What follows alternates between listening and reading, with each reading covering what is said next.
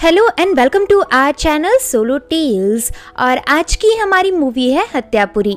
दोस्तों, ये movie famous Oscar winning director Satyajit Ray के नॉवल हत्यापुरी पर बेस्ड है। ये नॉवल 1970s में प्रिंट हुई थी, लेकिन इस नॉवल की कहानी समय के हिसाब से काफी आगे थी। और ऐसा मैं क्यों बोल रही हूँ, इसका रीजन आपको मूवी के क्लाइमेक्स में पता चल जाएगा, क्योंकि मूवी के क्लाइमेक्स में ऐसे ऐसे ट्विस्ट बाहर निकल कर आती हैं जो आपने सोचे भी नहीं होंगे। तो अब ज्यादा देरी ना करते हुए शुरू करते हैं मूवी की बेसिक प्लॉट लाइन। कहानी की शुरुआत में हम एक छोटे बच्चे को देखते हैं जो जंगल के पास से गुजर रहा था। तभी ऊपर से एक बड़ा सा पत्थर लुढ़क कर उस बच्चे की तरफ आता है, पर वो बच्चा छलांग मारकर उस पत्थर से बच जाता है। बच्चा पीछे पलटा ही था कि उसने देखा कि ऊपर से एक और बड़ी सी चीज नीचे गिर रही थी। उसने आगे बढ़कर देखा तो ये कोई आदमी था जो बुरी तरह से घायल हो चुका था। इसे देख वो बच्चा जल्दी से भागकर रोड की तरफ जाता है और वहाँ एक गाड़ी के पैसेंजर्स को रुकवाकर उन्हें जंगल के उस तरफ वाले घायल आदमी के बारे में बताता है। तब ये सभी उस बच्चे के साथ घायल आदमी की मदद करने निकलते हैं और ये सीन यहीं कट होता है। अब मूवी कुछ समय आगे बढ़ती है और हम डिटेक्टिव फेलुदा के दोस्त लाल मोहन और फेलुदा के कजन तोपेश को देखते हैं। ये तीनों जगन्नाथपुरी जा रहे थे ताकि वहां भगवान के दर्शन कर सके। अब दोस्तों, जिन्हें फेलुदा के बारे में नहीं पता उन्हें मैं बता दूं कि फेलुदा एक फेमस डिटेक्टिव है जिसे शर्लॉक होम्स से कंपेयर किया जाता है। खैर, यहाँ पूरी पहुँचने से पहले इन तीनों को बीच रास्ते में भूख लग जाती है और फिर ये तीनों खाना खाने एक रेस्टोरेंट में रुकते हैं। यहाँ अचानक फेलुदा देखता है कि रेस्टोरेंट में एक आदमी के सोने की रिंग नीचे गिरी हुई थी और उस आदमी को इस बात का एहसास तक नहीं था। तब फेलुदा उसके पास जाकर उसकी रिंग उठाकर उसे देता है। इसे देख वो आदमी फेलुदा का थैंक्स करता है और बताता है, मेरी ये रिंग थोड़ी सी लूज है इसलिए कभी कभार फिसल जाती है। ऐसा कहकर वो आदमी फेलुदा का थैंक्स करके अपना नाम महेश हिंगुरानी बताता है। जिसके बाद फेलुदा अपनी सीट में वापस आकर अपने साथियों से कहता है, मैंने पहली बार ऐसा आदमी देखा जिसके हाथ की तीनों अंगूठियां सोने की हैं, नेकलेस भी सोने का है और इवन सिगार होल्डर तक सोने का बना है। यकीनन ये आदमी बहुत ज्यादा रिच होगा। आगे थोड़ी दूर गाड़ी ड्राइव करने के बाद ये तीनों एक होटल में ठहरने पहुँचते हैं। इधर रिसेप्शन की फॉर्मेलिटीज पूरी करने से पहले ही होटल का मालिक वहाँ आकर लाल मोहन का वेलकम करता है। असल में लाल मोहन बाबू की होटल के मैनेजर के साथ अच्छी खासी जान पहचान थी और उन्होंने फेलुदा और उनके साथियों के लिए पहले से ही रूम तैयार कर रखा था। लेकिन प्रॉब्लम यहाँ ये थी कि होटल जरा बिजी होने की वजह से उन तीनों को एक पुराने गेस्ट के साथ बस 2 दिन के लिए रूम शेयर करना पड़ेगा। तो इससे मिस्टर लाल मोहन को कोई दिक्कत नहीं होती। इसके बाद मैनेजर इन तीनों को उनके रूम में लेकर जाता है और यहाँ ये तीनों उनके रूममेट श्यामलाल बाबू से मिलते हैं। इन दोनों को एक दूसरे से मिलकर बहुत खुशी होती है। आगे रात के वक्त लाल मोहन फेलुदा को बताकर जाते हैं कि वो अपने रूममेट श्याम बाबू के साथ एक जगह जा रहे हैं। फेलुदा कहता है, किधर? लाल मोहन कहता है, यहीं पास में एक एस्ट्रोलॉजर मिस्टर लक्ष्मण भट्टाचार्य रहते हैं, हम उन्हीं से मिलने जा रहे हैं। वह किसी का भी माथा टच करके उनका भविष्य और वर्तमान बताते हैं। फेलुदा कहता है, अच्छा फिर मैं भी जरा देखूं कि ये एस्ट्रोलॉजर रहता कहाँ है। आगे ये चारों एस्ट्रोलॉजर भट्टाचार्य से मिलने निकल पड़ती हैं। तभी बीच रास्ते में इन चारों को एक डरावना बंगला दिखाई देता है। इस बंगले के अंदर कोई आदमी दूर दूर तक नहीं भटकता था और ये बंगला सालों से बेकार पड़ा हुआ था। आगे श्याम बाबू फेलुदा और उसके साथियों को एक मकान की तरफ लाकर बताता है कि ये मकान मिस्टर डीजी सेन नाम के आदमी ओन करते हैं और मिस्टर लक्ष्मण भट्टाचार्य इसी मकान के ग्राउंड फ्लोर में रहती हैं। तो इतना देखकर फेलुदा और उसका कजन लाल मोहन बाबू और उनके फ्रेंड को वहीं छोड़कर वहां से चले जाती हैं। फिर फेलुदा होटल वापस लौटकर होटल के मैनेजर से डीजी सेन के बारे में पता करता है कि आखिर ये आदमी है कौन। तब मैनेजर बताती हैं, डीजी सेन बहुत अकेले में रहने वाला इंसान है। उनकी वाइफ काफी सालों पहले गुजर चुकी है। खैर, मैं बता दूं कि 1 साल पहले डीजी सेन भूटान गए थे और पिछले महीने ही वो वहां से वापस लौटे हैं। लेकिन भूटान से इधर आते वक्त पता नहीं क्यों डीजी सेन अपनी याददाश्त को लेकर काफी परेशानी में है। फेलुदा कहता है, ऐसा क्यों? मैनेजर कहता है, ये तो मुझे भी नहीं पता। फेलुदा बोलता है, अच्छा वैसे जिस मकान को डीजी सेन ने किराए में लगा रखा है वो क्या उन्होंने बनवाया था? मैनेजर कहता है, नहीं, दरअसल वो मकान डीजी सेन के फादर बनवा कर गए थे। उनके फादर एक अमीर व्यापारी थे और उन्होंने भूटान में भी 2-3 बिल्डिंग्स बनवा रखी थी। लेकिन उनके मरने के बाद भूटान वाली दोनों बिल्डिंग्स डीजी सेन के बड़े भाई को मिल गई और डीजी सेन को यहाँ का एक मकान अलॉट हुआ। फेलुदा कहता है, क्या डीजी सैन अलग से कोई काम नहीं करते? मैनेजर कहता है, बिल्कुल नहीं, लेकिन हाँ, डीजी सैन को पुरानी चीजें और आर्ट कलेक्ट करने का काफी शौक है। मैनेजर के इतना बताते ही दरवाजे की बेल रिंग होती है और जब तुपेश दरवाजा खोलता है तो बाहर इनके साथी लाल मोहन वापस लौट आए थे। लाल मोहन अंदर आकर बताते हैं कि उस एस्ट्रोलॉजिस्ट ने मेरे बारे में सब बता दिया, और न सिर्फ मेरे बारे में बल्कि फेलुदा तुम्हारे बारे में भी। उन्होंने बताया कि मैं जिसके साथ रहता हूँ वो आदमी बहुत इंटेलिजेंट है और चीजों को काफी बारीकी से ऑब्जर्व करता है। इसे सुन फेलुदा कुछ नहीं कहता, लेकिन फिर भी फेलुदा के एक्सप्रेशन से साफ झलक रहा था कि उसे इन सब बातों पर बिल्कुल विश्वास नहीं। फेलुदा अब फिर से मैनेजर से डीजी सैन के बारे में सवाल पूछने लग जाता है। तब मैनेजर कहता है, शायद आपको एक बार डीजी सैन से आमने सामने मिल लेना चाहिए। फेलुदा कहता है, मैं जरूर मिलना चाहूंगा, लेकिन मिलने से पहले मैं उनका बैकग्राउंड पता करना चाहता हूँ। बैकग्राउंड ये निजी जानकारी पता किए बगैर किसी अजनबी इंसान से मिलना साफ तौर पर बेवकूफी है। मैनेजर कहता है, उसकी टेंशन आप मत लीजिए, इधर पास वाले मकान में ही मिस्टर कनुंगो का घर है। इस पूरे इलाके में ऐसा कोई इंसान नहीं जिसकी जानकारी उन्हें ना हो। वो आपको डीजी सैन के बारे में काफी कुछ बता सकती हैं। तो इसके अगले ही दिन फेलुदा मिस्टर कनुंगो के ऑफिस जाकर उनसे डीजी सैन के बारे में पता करने लग जाती हैं। दूसरी तरफ फेलुदा के साथी बीच के किनारे में मॉर्निंग वॉक कर रहे होते हैं कि तभी इन दोनों को नीचे एक आदमी की डेड बॉडी मिलती है। आगे फेलुदा इस डेड बॉडी के बारे में पास की पुलिस को खबर करता है और अपने साथियों से कहता है, इस मर्डर को यहाँ की पुलिस देख लेगी। अच्छा, वैसे क्या डेड बॉडी के पास तुम लोगों को कोई मर्डर वेपन दिखा? लाल मोहन कहता है, मर्डर वेपन तो नहीं, लेकिन मैं उस आदमी के बारे में एक चीज जानता हूँ कि वो आदमी यहाँ बंगाल का नेटिव नहीं था, क्योंकि उस आदमी की दोनों आईब्रोज जुड़ी हुई थी जो आमतौर पर बंगालियों की नहीं होती, और उसकी जॉ लाइन भी बंगाली लोगों जैसी नहीं थी। तभी फेलुदा कहता है, खैर हमें डीजी सैन से मिलने जाना होगा, मैंने उनसे आज की अपॉइंटमेंट ली थी। ऐसा कहकर फेलुदा वहाँ से निकल पड़ता है। रास्ते में फेलुदा और उसके साथियों को उसी अनजान आदमी की डेड बॉडी के पास पुलिस और काफी सारे लोग खड़े दिखते हैं। तभी यहाँ का सब इंस्पेक्टर फेलुदा को पहचान कर उसके पास आता है। फेलुदा पूछता है, इस मरे हुए आदमी के बारे में कुछ पता चला? इंस्पेक्टर कहता है, हाँ, मरा हुआ आदमी एक टैक्सी ड्राइवर था और उसका नाम था रूपचंद सिंह। रूपचंद के ड्राइविंग लाइसेंस से पता चला कि ये बंगाल नहीं बल्कि नेपाल का नागरिक है। फेलुदा पूछता है, और इस रूपचंद की हत्या कैसे हुई थी? इंस्पेक्टर कहता है, इसे कोई गोली मारकर भाग गया था। तो बस इतना जानने के बाद फेलुदा डीजी सैन के एड्रेस में पहुंचता है और यहाँ मिस्टर सैन का सेक्रेटरी इन तीनों को डीजी सैन के पास लेकर जाता है। तब फेलुदा डीजी सैन से कहता है, मुझे जैसे ही पता चला कि आप प्राचीन मैन्युस्क्रिप्ट और आर्ट जैसी चीजों में इंटरेस्टेड हैं, तो मैं खुद को आपसे मिलने के लिए रोक नहीं पाया। डीजी सैन कहता है, हाँ, मैन्युस्क्रिप्ट इकट्ठा करने की लत मुझे बहुत सालों पहले थी, लेकिन अब नहीं। फेलुदा कहता है, मेरे एक अंकल हैं सिद्धेश्वर बोस, उनके पास 3 लोकल लैंग्वेज में लिखी मैन्युस्क्रिप्ट थी, शायद आप उनसे कभी मिले होंगे। डीजी सैन कहता है, मैं मैन्युस्क्रिप्ट इकट्ठा करने के लिए कई लोगों से मिलता था और अब तो मुझे उन लोगों का हुलिया तक याद नहीं। फेलुदा कहता है, वैसे क्या आप सिर्फ बंगाली मैन्युस्क्रिप्ट ही खरीदते हैं? डीजी सैन कहता है, वैसे ज्यादातर मैन्युस्क्रिप्ट बंगाली हैं, लेकिन हाँ, एक मैन्युस्क्रिप्ट संस्कृत भाषा में है। फेलुदा कहता है, और वो कितने साल पुरानी है? डीजी सैन बताता है, उसे 12th सेंचुरी में लिखा गया था। फेलुदा कहता है, क्या मैं उस मैन्युस्क्रिप्ट को देख सकता हूँ? तो मैन्युस्क्रिप्ट दिखाने के लिए डीजी सैन इन तीनों को अपने कमरे में ले चलता है। यहाँ डीजी सैन को चलने में थोड़ी तकलीफ थी क्योंकि उन्हें गाउट की प्रॉब्लम है। कमरे के अंदर आते ही फेलुदा की नजर डीजी सैन की दवाइयों पर पड़ती है और इसमें फेलुदा को कुछ अजीब नोटिस होता है। अब डीजी सैन अपने सेक्रेटरी को कबर्ड की चाबी देकर उससे शेल्फ खुलवाता है। शेल्फ के अंदर काफी सारी बंगाली भाषाओं की मैन्युस्क्रिप्ट का कलेक्शन था, लेकिन संस्कृत वाली मैन्युस्क्रिप्ट वह एक दूसरे दराज में अलग से रखते थे। दरअसल इस मैन्युस्क्रिप्ट के इतनी सेंचुरी पुरानी होने की वजह से इसकी कीमत आज करोड़ों में होगी, लेकिन डीजी सैन बताते हैं कि ये मैन्युस्क्रिप्ट बहुमूल्य है, इसे वह किसी को नहीं बेचेंगे, चाहे सामने वाला इन्हें कितने भी पैसे दे दे। फेलुदा कहता है, और अगर इसे किसी ने चुरा लिया तो? वैसे भी आजकल मैन्युस्क्रिप्ट की चोरी होना आम बात है।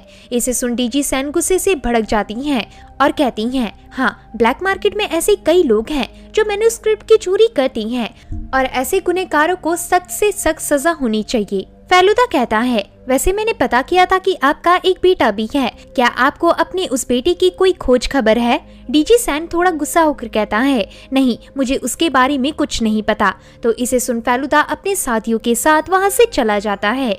यहाँ फेलुदा डीजी सैन के बिल्डिंग में रहने वाले एस्ट्रोलॉजिस्ट भट्टाचार्य से भी मिलना चाहता था, लेकिन भट्टाचार्य के कमरे में ताला लगा हुआ था और शायद वे कहीं गए हुए थे। आगे रास्ते से वापस लौटते वक्त फेलुदा को एक आदमी आवाज लगाकर फेलुदा के पास आता है और बोलता है, मैंने आपका नाम अखबारों में सुना है, आप वही फेमस डिटेक्टिव फेलुदा है ना?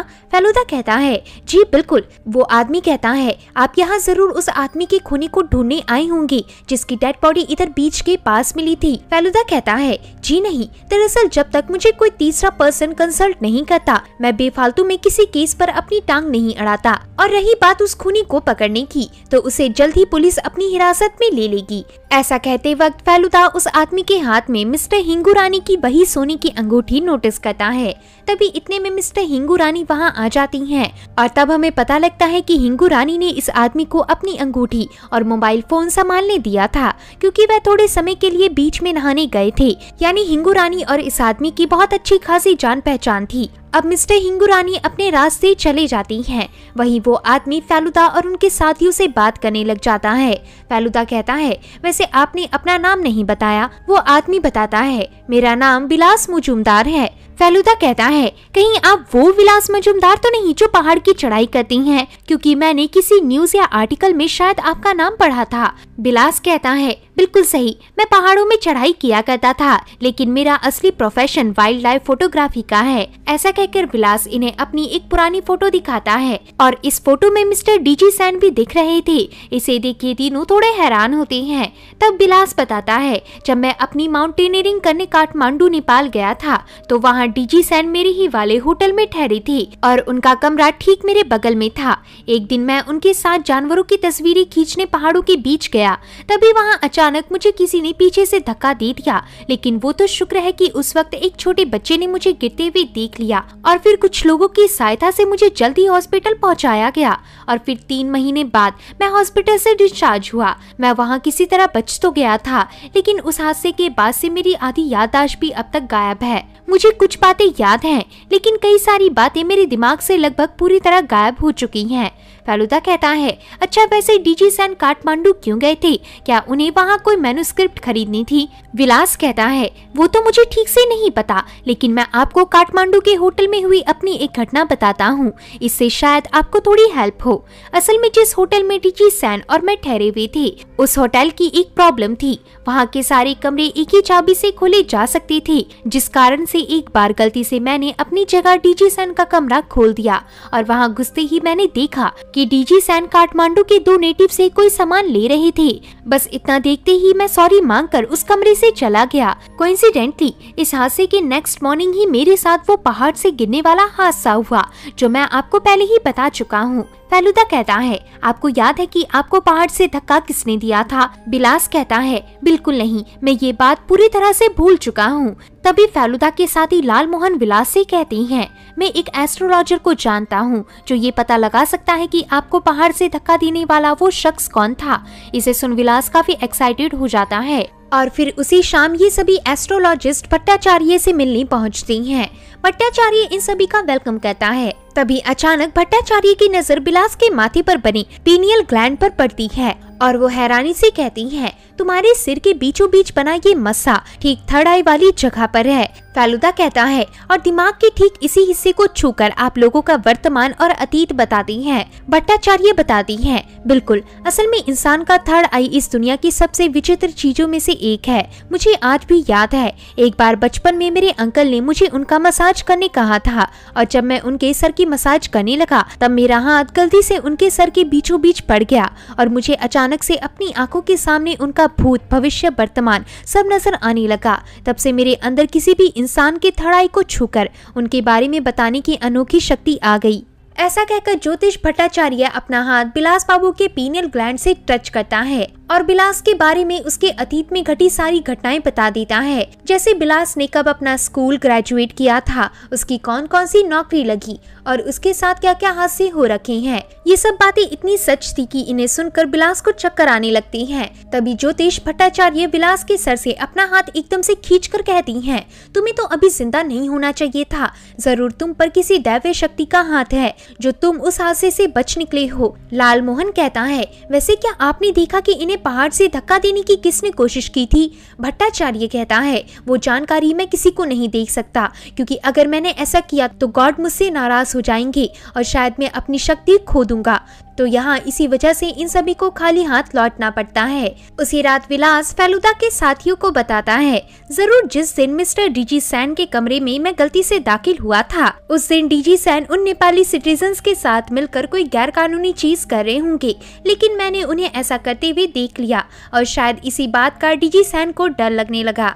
इत्तेफाक की बात तो यह है कि इस हादसे के अगले ही दिन डीजी सैन ने मुझे काठमांडू से पोखरा जाने के लिए इनवाइट किया। मैंने सोचा कि इसी बहाने मैं भी वहाँ कुछ अच्छी तस्वीरें खींच लूंगा। जिसके बाद हम दोनों गाड़ी से पोखरा पहुँचे और मैं अकेले जंगल के रास्ते निकल गया। वहाँ मेरे दूर दूर तक कोई नहीं था। तभी अचानक मुझे धक्का लगा और मैं घायल हो गया।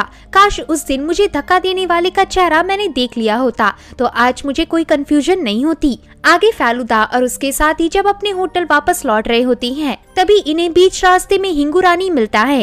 हिंगू रानी गुस्से में था। हिंगू रानी इन्हें बताता है कि मैं डीजी सैन के घर उनके संस्कृत मैन्युस्क्रिप्ट को खरीदने गया था, लेकिन उसने मुझे वो मैन्युस्क्रिप्ट 2.5 करोड़ का लालच देने पर भी नहीं बेचे और मेरे ख्याल से वो मैन्युस्क्रिप्ट जरूर चोरी की है, क्योंकि भाटगांव के पैलेस म्यूजियम से ऐसे ही 3 मैन्युस्क्रिप्ट चोरी हुए थे। उनमें से 2 मैन्युस्क्रिप्ट बाद में मिल गए, लेकिन आज तक एक मिसिंग है।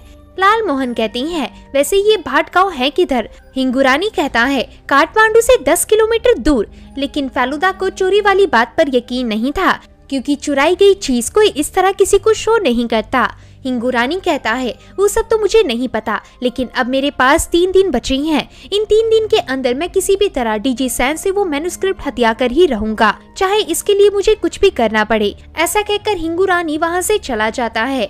रात में वॉक करते वक्त फेलुदा अपने दोनों साथियों से कहता है, इस केस में जरूर कोई बहुत बड़ी गड़बड़ है। सबसे पहली गड़बड़, डीजी सैन के सेक्रेटरी ने हमें बताया था कि मिस्टर डीजी सैन गाउट के मरीज हैं और उन्हें चलने फिरने की दिक्कत होती है, लेकिन जब मैंने डीजी सैन के डेस्क के ऊपर रखी दवाइयाँ देखी तो वो कोई दूसरी तरह की दवाई थी। उनमें से एक भी गाउट की दवाई नहीं थी और उन दवाइयों को मैंने पहले कहीं किसी मैगजीन में देखा है। तो पेश कहता है, और मिस्टर डीजी सैन के बारे में भी एक अजीब चीज है, उन्हें अपने ही बेटे के बारे में कोई जानकारी नहीं कि वो कहाँ गया। फेलुदा कहता है, ठीक कहा, जरूर डीजी सैन हमसे झूठ बोल रहे थे, क्योंकि दुनिया का कोई ऐसा बाप नहीं जो अपनी बेटी की खोज खबर ना रखता हो। अगली सुबह हम डीजी सैन के घर का सीन देखती हैं।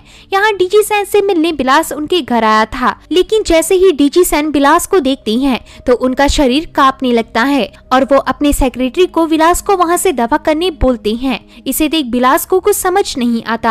आगे ये सारी वार्ता सेक्रेटरी फोन पर फेलुदा को बताता है और कहता है, फिलहाल मैंने डीजी सैन को उनकी दवाई दे दी है, उनकी हालत अब ठीक है और वह आराम कर रहे हैं। फेलुदा कहता है, तुमने बिल्कुल ठीक किया। अच्छा, वैसे क्या तुम एक बार मुझसे पर्सनली आकर मिल सकती हो? तो सेक्रेटरी इस पर मान जाता है। आज के दिन फेलुदा के दोनों साथी भुवनेश्वर घूमने जा रहे थे और फेलुदा इन्हें सी ऑफ कर रहा था। तभी वहाँ इनसे अचानक मिलने विलास आ जाता है और विलास फेलुदा और उसके साथियों को सारी घटना बताता है कि कैसे विलास को देखते ही मिस्टर डीजी सैन ऐसे बिहेव करने लगे थे कि उन्होंने किसी का भूत देख लिया हो। विलास कहता है, मैंने नोटिस किया कि डीजी सैन का चेहरा उस चेहरे से काफी अलग लग रहा था जो मैंने 1 साल पहले देखा था। कहीं ऐसा तो नहीं कि डीजी सैन का भेष बनाकर कोई दूसरा आदमी उनकी आइडेंटिटी के साथ रह रहा है? वही विलास उन्हें कहीं पहचान ना जाए, इसलिए डीजी सैन ने कांपने का नाटक किया। तो फेलुदा को इस बात पर कुछ सच्चाई नजर आती है। विलास पूछता है, वैसे आप लोग कहाँ जा रही हैं? फेलुदा बताता है, मेरे ये दोनों साथी भुवनेश्वर घूमने जा रहे हैं और इनके वापस लौटने तक मैं इधर ही ठहरूंगा। विलास कहता है, मैं भी यहाँ से निकल जाऊंगा, मेरा बस आज रात तक का ही प्लान था यहाँ रुकने का। आगे इसके बाद दिखाते हैं कि लाल मोहन बाबू और तोपेश दोनों भुवनेश्वर ट्रिप के लिए निकल पड़ते हैं और यहाँ आकर ये दोनों काफी जगह घूमती हैं, लेकिन रात को वापस लौटने के बाद इन्हें होटल से फेलुदा गायब दिखता है। इसे देख ये दोनों काफी घबरा उठते हैं और फेलुदा को ढूंढते हुए बीच के किनारे पहुँचते हैं। तभी तोपेश किसी चीज से टकराकर अचानक ही गिर जाता है और तब ये दोनों देखते हैं कि नीचे फेलुदा बेहोश पड़ा हुआ था। अब ये दोनों फेलुदा को होश में लाते हैं और इन्हें नोटिस होता है कि फेलुदा के सिर से खून टपक रहा था। तब फेलुदा इन्हें घर चलने कहता है।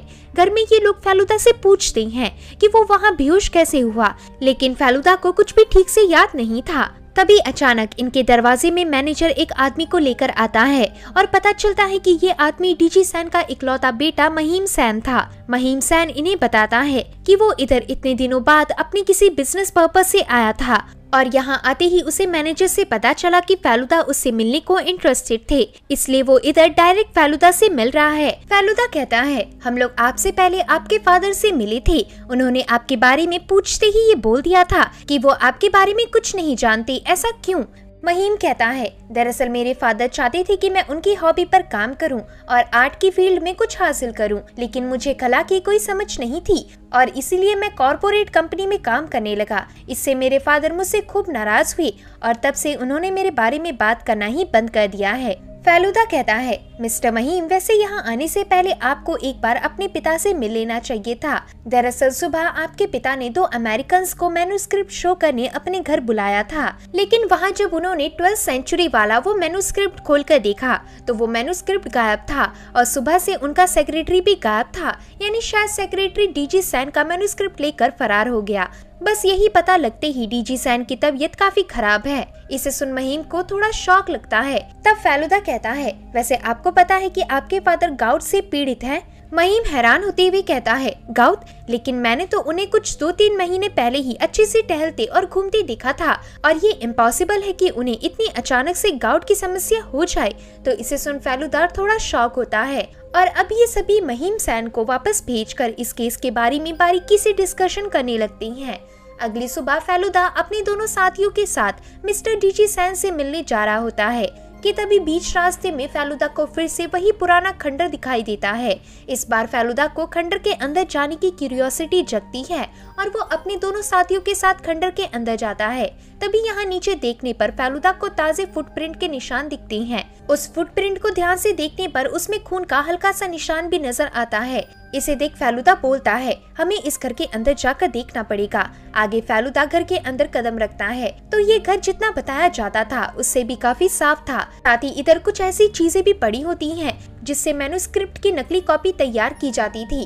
फेलुदा कहता है, शायद सेक्रेटरी इधर छिपकर डीजी सैन के लिए नकली मैन्युस्क्रिप्ट तैयार करता था और मैं ये शर्त के साथ कह सकता हूँ कि जो मैन्युस्क्रिप्ट का ढेर हमने डीजी सैन के कबर्ड में देखा था उनमें से आधे मैन्युस्क्रिप्ट नकली थे। उन्हें असली वाले मैन्युस्क्रिप्ट से बदलकर सेक्रेटरी उन्हें हिंगू रानी जैसे अमीर लोगों को बेचा करता था। तभी वहीं पास के कमरे का एक दरवाजा खुलता है। इस दरवाजे के अंदर झांकते ही लाल मोहन बेहोश होने लगता है। असल में इस कमरे के अंदर सेक्रेटरी की लाश पड़ी हुई थी और सेक्रेटरी को किसी ने बेरहमी से मार दिया था। यही खबर देने ये तीनों डीजी सैन के घर पहुँचते हैं तो यहाँ डीजी सैन के घर के बाहर उनका बेटा महिम सैन उनके डॉक्टर के साथ खड़ा था। यहाँ फेलुदा को डॉक्टर से पता चलता है कि मिस्टर डीजी सैन को लंबे समय से एमनीशिया की प्रॉब्लम थी और इसलिए वो डॉक्टर टाइम टू टाइम उनका इलाज करने आता था।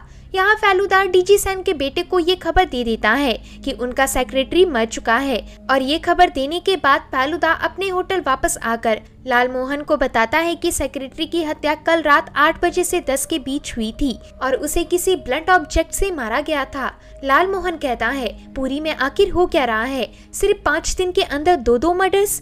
तोपेश कहता है, अच्छा ऐसा भी हो सकता है कि जिस आदमी की लाश हमें पहले मिली थी उसका और सेक्रेटरी का, इवन जिसने आपको घायल किया था, वो तीनों काम करने वाला एक ही आदमी हो। फेलुदा कहता है, हाँ ऐसा हो सकता है। वैसे आज रात को ही हमें पता चल जाएगा कि इस सब के पीछे किसका हाथ है।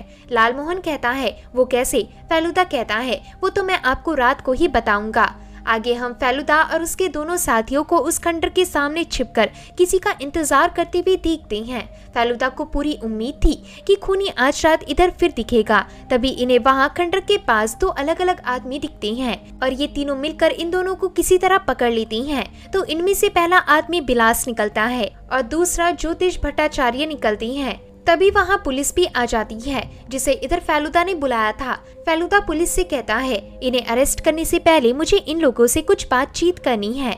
आगे फेलुदा इस मर्डर केस से जुड़े सभी लोगों को उसी खंडर में जमा करके मिस्टर डीजी सैन से पूछता है, आपको ये आदमी याद है? डीजी सैन गुस्से से कहता है, हाँ मैं इस आदमी को अच्छे से जानता हूँ। फेलुदा कहते हैं, इस आदमी का असली नाम अनिमेश कुमार सरकार है। अनिमेश कहता है, तुम झूठ बोल रहे हो, मैं बिलास मजुमदार हूँ। फेलुदा कहता है, विलास तुम्हारी झूठी पहचान थी। हाँ, इतना सच था कि विलास मजुमदार नाम का एक आदमी असल में एग्जिस्ट करता था, लेकिन पहाड़ से गिरने के दौरान उस आदमी के सर में गहरी चोट लग गई थी और उस आदमी ने हॉस्पिटल में अपना दम तोड़ दिया था। खैर, विलास का असली पेशा मैन्युस्क्रिप्ट्स की तस्करी करने का था और जिस वक्त डीजी सैन और सरकार एक साथ काठमांडू के होटल में रुके थे, उसी वक्त विलास के लिए काम करने वाले चोरों ने भाटनगर से वहाँ के 20 कीमती मैन्युस्क्रिप्ट की चोरी की थी। अब आगे की बात हमें मिस्टर डीजी सैन अपने मुंह से बताएंगे। डीजी सैन कहती हैं, जब मैं काठमांडू के होटल में रुका हुआ था तो वहाँ एक बार गलती से मैं विलास के कमरे में घुस गया और वहाँ मैंने विलास को कुछ चोरों को मैन्युस्क्रिप्ट लेते हुए देखा, पर ये बात उस वक्त मुझे समझ नहीं आई और मैं सॉरी मांगकर वहाँ से चला गया। लेकिन उसी रात जब मैं डिनर कर रहा था कि तभी अचानक से किसी ने कोई जोरदार चीज मेरे सिर पे मारकर मुझे बेहोश कर दिया और फिर जब मुझे होश आया तो मैं हॉस्पिटल में था। वहीं मेरी काफी सारी याददाश्त जा चुकी थी। फेलुदा कहता है, जब आप बेहोश हुए थे उसके बाद की दास्तां मैं आपको बताता हूँ। असल में आपको बेहोश करने वाला विलास उर्फ अनिमेश था। विलास को डर था कि आपको उसके मैन्युस्क्रिप्ट की तस्करी के बारे में पता लग गया होगा, इसलिए विलास आपको बेहोश करके आपकी बॉडी गाड़ी में भरकर पहाड़ के पास ले गया और उस पहाड़ी से आपको धक्का दे दिया। इतना सब विलास ने अकेले नहीं किया था, बल्कि इसमें उसकी मदद उसके भरोसेमंद ड्राइवर रूपचंद सिंह ने की थी। फिर इस हादसे के ठीक 1 साल बाद विलास चुराए हुए मैन्युस्क्रिप्ट को बेचने यहाँ पुरी आया और इधर फर्जी एस्ट्रोलॉजर भट्टाचार्य से विलास को पता चला कि डीजी सैन अभी तक जिंदा हैं। हालांकि वे मेमोरी लॉस से सफर कर रहे हैं, लेकिन उनकी मेमोरी कभी भी वापस आ सकती है। एस्ट्रोलॉजर भट्टाचार्य कहता है, तुम बेफालतू की बकवास कर रहे हो, मैं विलास को पहले से जानता ही नहीं था। फेलुदा कहता है, ओ अच्छा, फिर जब पहली बार हम तीनों विलास को आपके कमरे में लेकर आए थे तो आपने आते ही विलास को हमसे अलग क्यों बिठा दिया था? यहाँ आपको पहले से कैसे पता था कि हम में से वही आदमी विलास होगा? तो इसे सुन एस्ट्रोलॉजर कुछ नहीं कहता। फेलुदा आगे कहता है, खैर जिस वक्त विलास को पता चला कि मिस्टर डीजी सैन की याददाश्त चली गई है और उन्हें विलास के बारे में ज्यादा कुछ याद नहीं, तब विलास ने प्लान बनाया कि वो डीजी सैन का संस्कृत में लिखा मैन्युस्क्रिप्ट चुरा लेगा और फिर उस मैन्युस्क्रिप्ट को मिस्टर हिंगुरानी को बेच देगा। मिस्टर हिंगुरानी उस मैन्युस्क्रिप्ट को खरीदने के लिए मुंह मांगे पैसे देने को तैयार थे, इसलिए विलास को वो मैन्युस्क्रिप्ट हिंगुरानी के पुरी से वापस जाने से पहले चुरानी थी। लेकिन इस रास्ते में 3 समस्याएं थी। पहला था ड्राइवर रूपचंद भी पूरी लौट आया था और विलास को ब्लैकमेल करके उससे पैसे लूट रहा था, इसलिए विलास ने रूपचंद को खत्म करके उसे रास्ते से ही हटा दिया। रास्ते की दूसरी प्रॉब्लम थी डिटेक्टिव फेलुदा, यानी मैं खुद। विलास को पता था कि मेरे रहते वो अपनी आइडेंटिटी ज्यादा देर तक छिपा नहीं पाएगा, इसलिए विलास ने मुझे उलझाने का फैसला किया और अपनी कहानी डीजी सैन की कहानी से स्विच करके एक ऐसी झूठी कहानी बनाई जिसे सुनकर किसी को भी ऐसा लगता कि विलास नहीं बल्कि डीजी सैन मैन्युस्क्रिप्ट की तस्करी करते थे। और इस प्लान में विलास कुछ हद तक कामयाब भी हुआ था। लेकिन फिर आखिरी और तीसरी समस्या थी डीजी सैन का सेक्रेटरी। असल में एस्ट्रोलॉजर भट्टाचार्य विलास के लिए काम करता था और जिस वक्त डीजी सैन अपने कमरे में सो रहे थे उस समय भट्टाचार्य ने डीजी सैन की संस्कृत वाली मैन्युस्क्रिप्ट उनके दराज से चुरा ली थी और उसी अबेंडेंड बिल्डिंग की तरफ चले गए थे। असल में वो बिल्डिंग गैर कानूनी लोगों के लिए तस्करी और स्मगलिंग करने का अड्डा था और यहाँ एस्ट्रोलॉजर नकली मैन्युस्क्रिप्ट तैयार करता था। ऐसा ही एक मैन्युस्क्रिप्ट एस्ट्रोलॉजर ने डीजी सैन के संस्कृत स्क्रिप्ट से बदलकर रख दी थी लेकिन उसी सुबह सेक्रेटरी काम से थोड़ा जल्दी आ गया था और उसने आते ही दराज खोलकर देख लिया था कि असली वाली मैन्युस्क्रिप्ट चोरी हो गई है। इसे देख सेक्रेटरी जल्दी से बाहर निकला और वहाँ अबेंडेड बिल्डिंग के पास उसे एस्ट्रोलॉजर किसी का इंतजार करते हुए दिखा। असल में एस्ट्रोलॉजर अपने पार्टनर विलास के आने का इंतजार कर रहा था, लेकिन विलास की जगह वहाँ डीजी सेन का सेक्रेटरी आ गया और इसे देखकर एस्ट्रोलॉजर ने डर के मारे सेक्रेटरी को वहीं खत्म कर दिया। लेकिन इतना सब करते वक्त 9:30 बज चुके थे और मिस्टर डीजी सेन ने अपने मैन्युस्क्रिप्ट को गायब देखकर पुलिस को फौरन खबर कर दिया था, जिस कारण मैन्युस्क्रिप्ट की तस्करी करना थोड़ा मुश्किल हो गया और पुलिस डीजी सेन के सेक्रेटरी को ढूंढने लगी। ऐसे में तुम्हें डर था कि कहीं तुम पकड़े ना जाओ, क्योंकि तुमने जिस ऑब्जेक्ट से सेक्रेटरी की हत्या की थी उसमें सेक्रेटरी का खून लगा हुआ था, इसलिए तुमने फैसला किया कि तुम उस ऑब्जेक्ट को बीच के पानी में बहा दोगे। लेकिन जब तुम ऐसा करने गए तो वहाँ तुमने मुझे आता देख लिया और फिर मुझे मारकर बेहोश कर दिया। लेकिन इस जल्दबाजी में जिस ऑब्जेक्ट से तुमने मुझे मारने की कोशिश की थी वो डीजी सेन की वही बेशकीमती मैन्युस्क्रिप्ट थी और अब उसमें खून का दाग लग चुका था। ऐसी मैन्युस्क्रिप्ट को तुम विलास को नहीं दे सकती थी और न ही विलास वो मैन्युस्क्रिप्ट हिंगू रानी को बेच सकता था, यानी वो मैन्युस्क्रिप्ट पूरी तरह बेकार हो गई थी, इसलिए तुमने वो मैन्युस्क्रिप्ट उसी समुद्र के पानी में बहा दिया। इसे सुन डीजी सेन बहुत निराश होती हैं, क्योंकि वो उनका इकलौता ऐसा मैन्युस्क्रिप्ट था जिसे वे बहुत चाहते थे।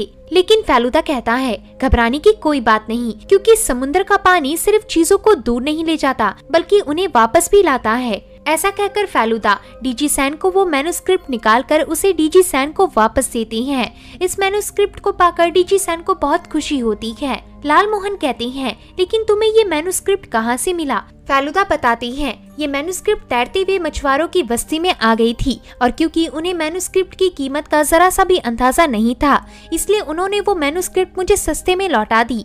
तो फेलुदा की इन बातों को सुनने के बाद पुलिस विलास और एस्ट्रोलॉजर को अरेस्ट करके वहाँ से ले जाती है। अगली सुबह इस मिस्ट्री के सुलझ जाने के बाद फेलुदा डीजी सेन से कहता है वैसे अभी भी एक रहस्य सुलझाना बाकी है। दरअसल मिस्टर सेन, आपको कभी गाउट की समस्या नहीं थी, वो सिर्फ एक झूठ था, एक दिखावा था। डीजी सेन कहता है हाँ ये बात सच है। असल में पहाड़ से गिरने के बाद से ही मैं अपना दायां टांग गवा बैठा था, इसलिए मुझे उस टांग के बदले एक नकली टांग ऑपरेशन करवा के लगवानी पड़ी। लेकिन नकली टांग के कारण मुझे चलने में कई दिक्कतें आती थी और मैं नहीं चाहता था कि इस बारे में किसी को पता चले, इसलिए मैं और सेक्रेटरी लोगों से झूठ बोलते थे कि मुझे गाउट की दिक्कत है। ऐसा कहकर डीजी सेन इन्हें अपना नकली पाँव दिखाता है और ये मूवी यहीं एंड हो जाती है। तो होप है कि दोस्तों आपको ये वीडियो पसंद आया होगा। अगर वीडियो पसंद आता है तो वीडियो को लाइक और चैनल को सब्सक्राइब करें।